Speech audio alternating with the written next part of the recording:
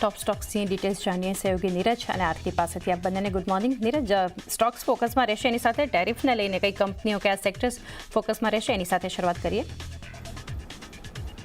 જી, ખાસ કરીને જુઓ ઘણા બધા સેક્ટર્સ એવા છે કે જેની એક્સપોઝર યુએસની અંદર છે. આપણે સેક્ટર વાઇઝ આપણે ખાસ કરીને ચર્ચા કરીએ તો સૌથી પહેલાં ટેક્સટાઇલ સેક્ટર કે જેનું સૌથી મોટું એક્સપોઝર આપણને યુએસની અંદર જોવા મળે છે. તો આ બધી ટેક્સટાઇલ કંપનીઓ પર નજર રાખવાની, અને એમાં પણ ખાસ કરીને તમને ગોકલડાસ એક્સપર્ટ છે, વેલ્સપન છે અને ઇન્ડોકાઉન્ટ ઇન્ડસ્ટ્રીઝ અને પર્લ ગ્લોબલ કે જેમનું યુએસ એક્સપોઝર ઓલમોસ્ટ તમને 70% લઈને 50%ની વચ્ચે આ બધી કંપનીઓનું યુએસનું એક્સપોઝર છે. એટલે એના પર એક ફોકસ ખાસ કરીને રાખવાનું કે આ બધી કંપનીઓ પર આજના દિવસે આપણને કેવી એક અસર આવતી જોવા મળી શકે છે. એટલે એના પર એક ફોકસ ચોક્કસથી રહેશે.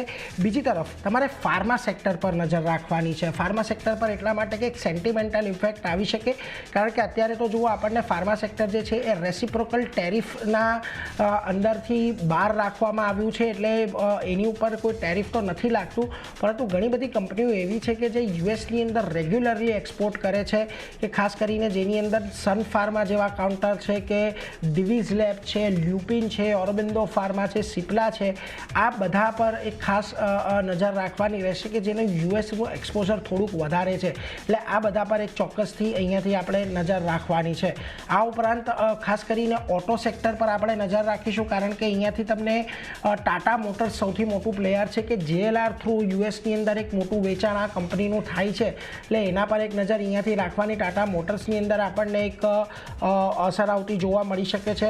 આ ઉપરાંત સોના BMW પ્રિસિશનને આપણે ખબર છે ટેરિફ સેન્સિટિવ સ્ટોક છે આ એરો, અને ભારત ફોર્જનું પણ એક મોટા પાયે ત્યાં આગળ ફોર્જિંગ્સને લઈને અને ક્લાસ 8ના ટ્રકને લઈને ખાસ કરીને આ કંપની ફોકસમાં રહે છે. તો આ બધા પર એક નજર રાખજો. ટાટા મોટર્સ, સોના કોમસ્ટાર, ભારત ફોર્જ, આ બધા પર પણ એક અસર આપણને આવતી જોવા મળી શકે છે.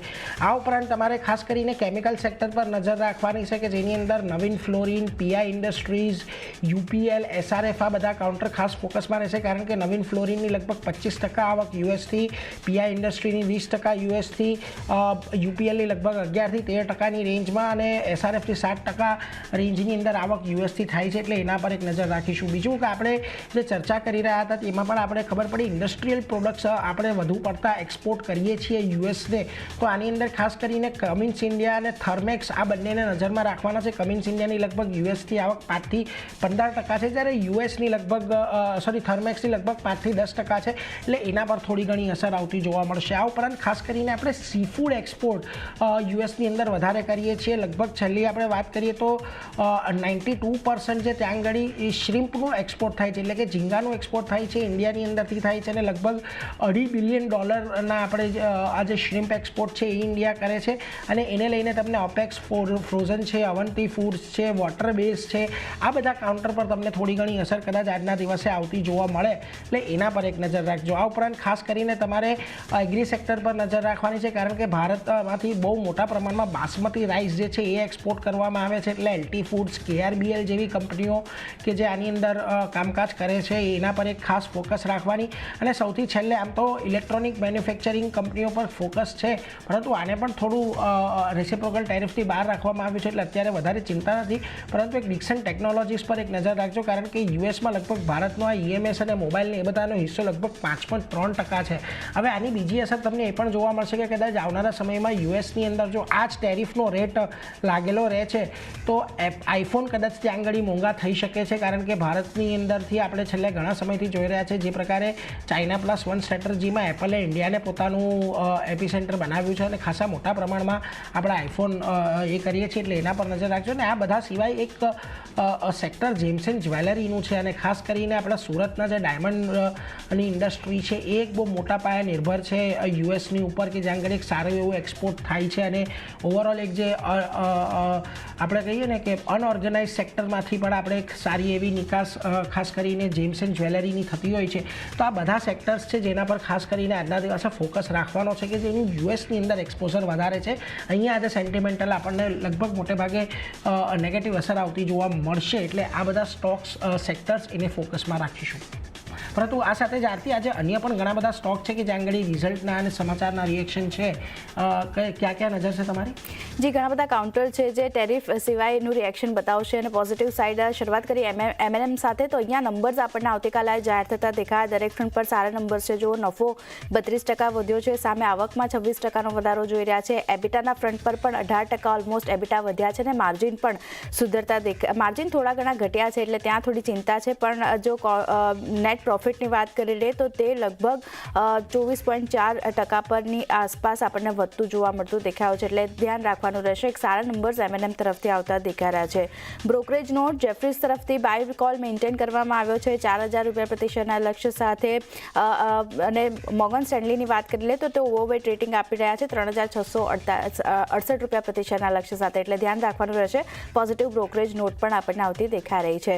નેક્સ્ટ કાઉન્ટર ટાટા સ્ટીલ છે. અહીંયા થોડાક મિશ્ર નંબર્સ આવતા દેખાઈ રહ્યા છે. નફો વધ્યો છે પણ આવકના ફ્રન્ટ પર મામૂલી એવો 2.9%નો ઘટાડો આપણે જોઈ રહ્યા છે.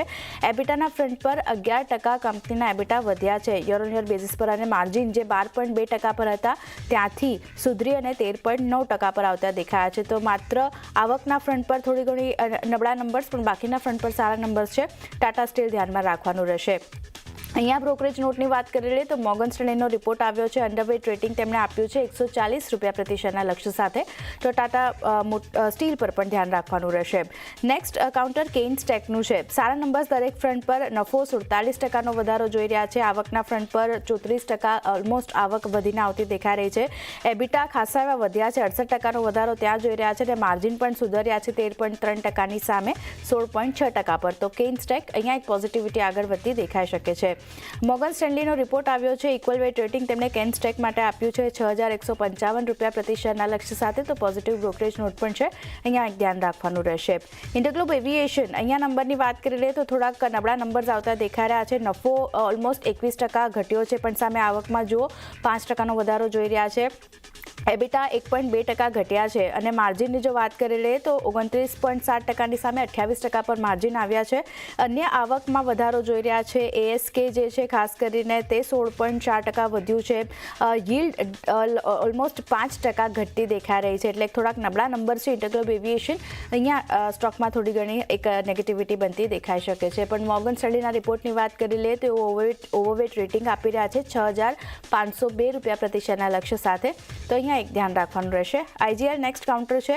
નંબર્સ અહીંયા જે રીતના આવતા દેખાયા છે થોડાક મિશ્ર નંબર્સ છે. નફો 2% વધ્યો છે, પણ સામે આવકની વાત કરીએ તો મામૂલી 0.2%નો ઘટાડો QOQ બેઝિસ પર આવતો દેખાઈ રહ્યો છે. એબિટાના ફ્રન્ટ પર 3.6% એબિટા વધ્યા છે કંપનીના, અને માર્જિન 12.6%થી સુધરી અને 13.1% પર આવતા દેખાયા છે. તો એક મિશ્ર નંબર્સ છે, આઈજીએલ પર ધ્યાન રાખવાનું રહેશે. બ્રોકરેજ નોટ જુઓ. Morgan Stanley equal weight rating આપી રહ્યા છે 180 રૂપિયા પ્રતિ શેરના લક્ષ્ય સાથે, અને નોમુરા તરફથી ન્યુટ્રલ કોલ આવી રહ્યો છે 210 રૂપિયા પ્રતિ શેરના લક્ષ્ય સાથે, એટલે અહીંયા એક ધ્યાન રાખવાનું રહેશે આઈજીએલ માટે. નેક્સ્ટ ટાટા મોટર્સ ફોકસમાં, કારણ કે અહીંયાથી ઇટલીની સીવી કંપની જે છે કમર્શિયલ વ્હીકલ કંપની આઈવિકો ગ્રુપને અહીંયાથી ખરીદતી જોવા મળશે. ગઈકાલે આ સમાચાર આપણે જોયા હતા, અને ડીલની કુલ વેલ્યુની વાત કરી લઈએ તો લગભગ 38,240 કરોડની આપણને રહેતી જોવા મળતી દેખાઈ રહી છે. અને ડીલમાં જે આઈવિકો ગ્રુપ છે એનો ડિફેન્સ બિઝનેસ ખાસ કરીને અહીંયાથી સામેલ નથી કરવામાં આવ્યો, એટલે ફોકસ ખાસ કરીને ટાટા મોટર્સ પર આ સમાચારના લીધે બનતું જોવા મળી શકે છે. તો ઘણા બધા કાઉન્ટર છે અચાનની જે ટેરિફ સિવાય આપણને ન્યૂઝ બેઝડ અને પરિણામનું રિએક્શન જોવા મળશે ત્યાં. જી, તો બધા સેક્ટર